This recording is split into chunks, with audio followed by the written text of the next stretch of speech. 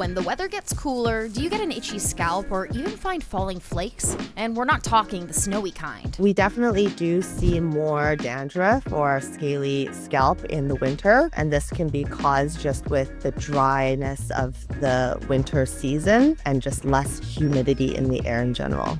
Less humidity means lack of moisture. So if we can't change the weather, how can we keep our scalp moisturized? You can add the humidifier in your room to change the humidity to decrease water loss from your skin.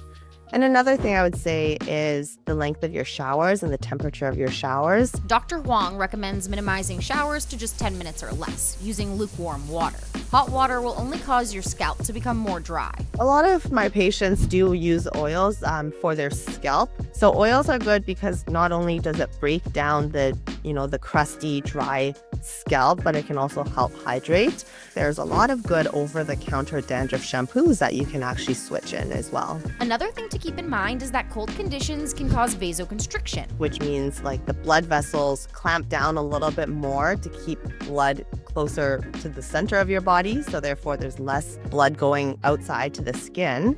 Lastly, shorter days means less sunlight, which contributes to unhealthy hair growth. If you think you are vitamin D deficient, speak to your doctor about ways you can supplement more. We get vitamin D from many sources. The sun is one of them, and also from our diet. As dermatologists, we don't usually recommend going out to get vitamin D just straight from the sun because you usually can get enough of it in your diet.